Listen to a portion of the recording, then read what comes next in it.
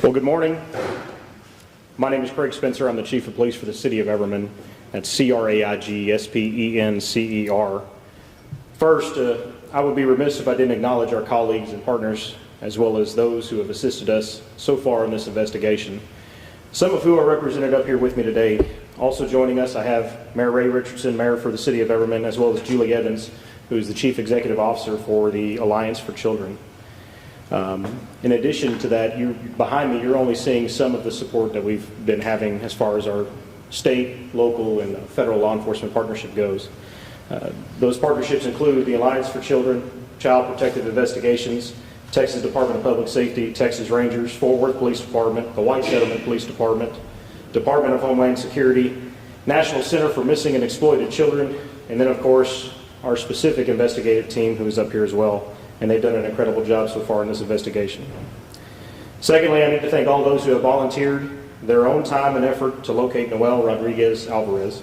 Since the issuance of the Amber Alert, we've received countless tips and information, and although not all of those tips and information received have been able to support us in locating Noel, we know that everyone is doing everything that they can, and we truly appreciate those efforts and want those to continue.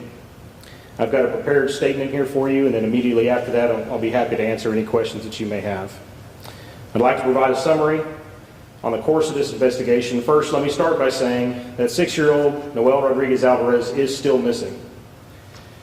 Noel suffers from multiple disabilities, including severe development disorder, social disorder, physical disabilities, chronic lung disease, which requires treatment and oxygen at times. On March 20th, our agency was notified by Child Protective Investigations that they had received a complaint from an anonymous source that Noel had not been seen since November of 2022. Noel reportedly resided with his mother, identified as Cindy Rodriguez Singh, as well as 4 biological siblings, ages 7, 8, 9, and 11, and twin 5-month-old half-siblings, and a stepfather. The stepfather was identified as Arshdeep Singh. Cindy is the custodial mother of all 7 of these children. The family resided at a residence located in the 3700 block of Wisteria here at Everman. CPI requested that officers conduct a welfare check of Noel at that residence. Officers responded to the home and made contact with the mother. At that time, the mother advised officers that Noel has been residing with his biological father in Mexico since November. At that time, there were no indications present to the officer that would warrant any further investigation. This information was then shared with CPI. On March 23rd, CPI contacted our agency again regarding Noel. They advised that they had spoken with several other family members who also stated that they had not seen Noel since November of 2022 and expressed significant concern for the child's welfare.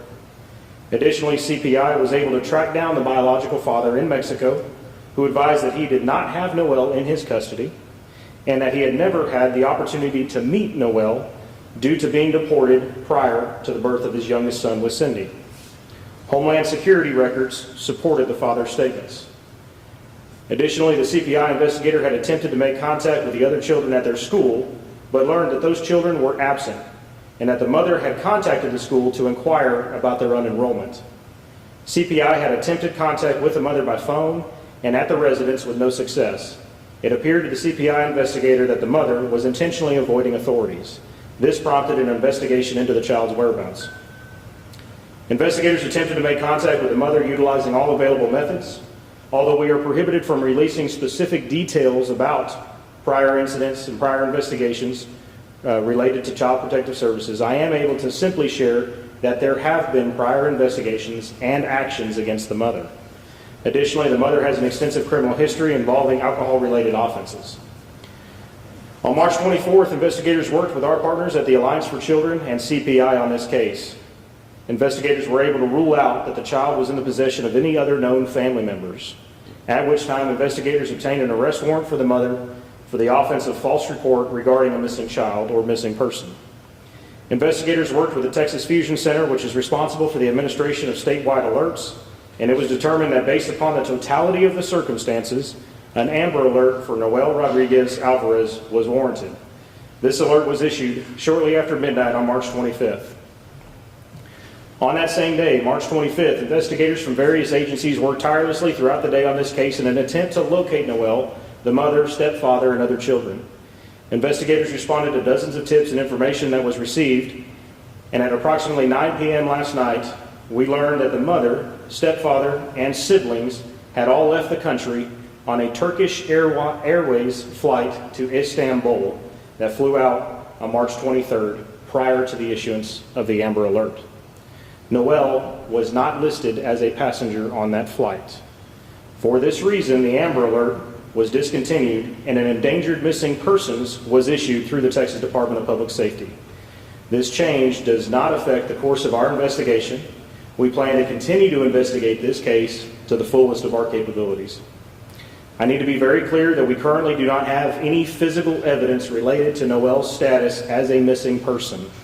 What I do know is that we have a 6-year-old disabled boy that cannot be accounted for, is missing, and that the mother is not willing to cooperate with investigators to help us to simply assure that the child is safe. And we are desperately seeking the public's help. Currently, we have engaged with our partners at the National Center for Missing and Exploited Children, who are assisting us with all of their available resources and expertise. We are asking that anyone with any amount of information related to this case or this family to please contact the Everman Police Department, and you can do so by calling our main line at 817-293-2923. And so with that, I'll take any questions that I can. I'll just ask you right now, I appreciate you taking the time, David Centendry over at Fox 4, and you can just look over at the photographers. I know sure. On the podium with the cell phone. But does the family have other family ties to Turkey? What do you think took them there? And is there any cooperation? I know it's early, but that Sure. you think we'll be able to get from government over there?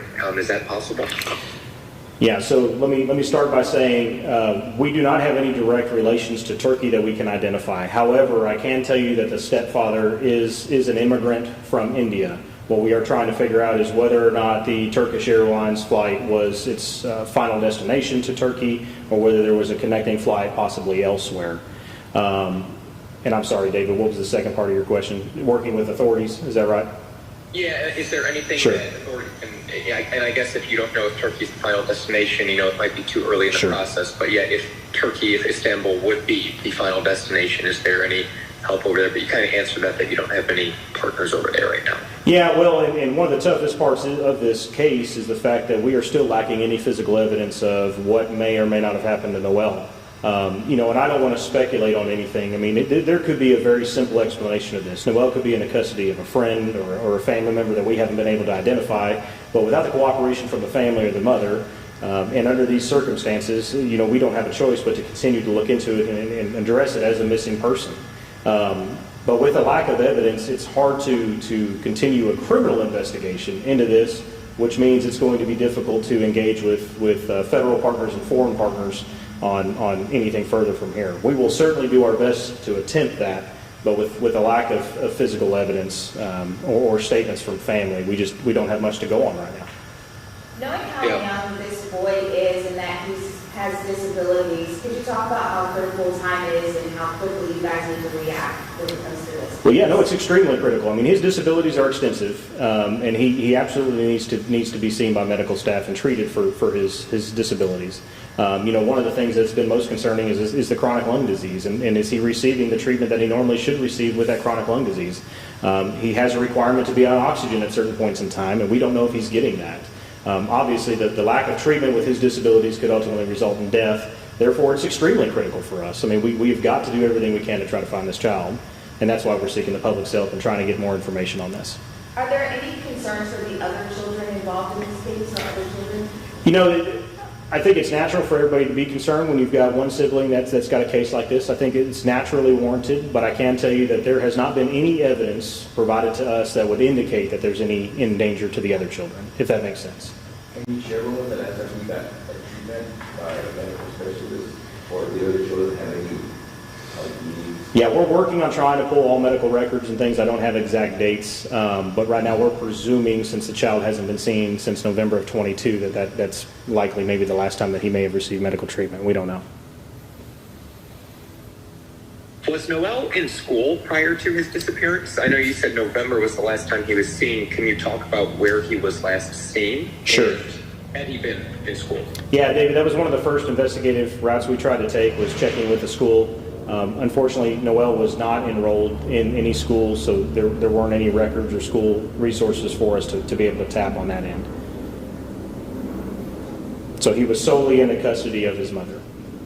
Were the other children in school? Was that, at 6 years old, I mean, I know you're typically in school by then, was that just them intent? I don't know if you know why he wasn't in there. Were they just keeping him out for whatever reason? Were the other kids enrolled? Yeah, it's hard to speculate on why he wasn't in school without talking to the mother. I mean, it could potentially be linked to the fact that he's got developmental disorders and social disorders that may have delayed his entry into school. That's a distinct possibility. So I don't want to speculate that there was any kind of criminal intent or malintent on him not being enrolled in school.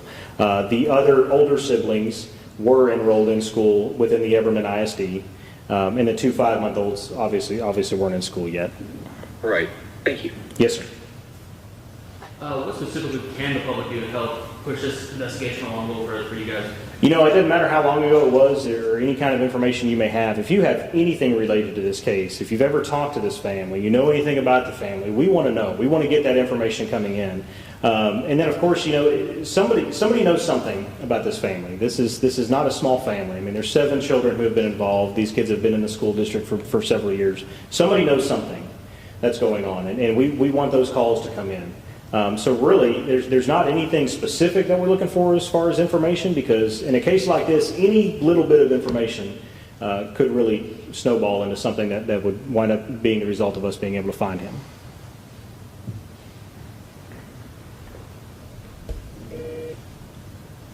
When did the stepfather? He was initially part of the investigation. However, we don't have any criminal history on him. We don't have any CPS history on him. And he is not the biological father of Noel, although they did all reside together. So we had no reason to, when we issued the Amber Alert, to tie him to that Amber Alert, like we did with the circumstances on Cindy, the mother.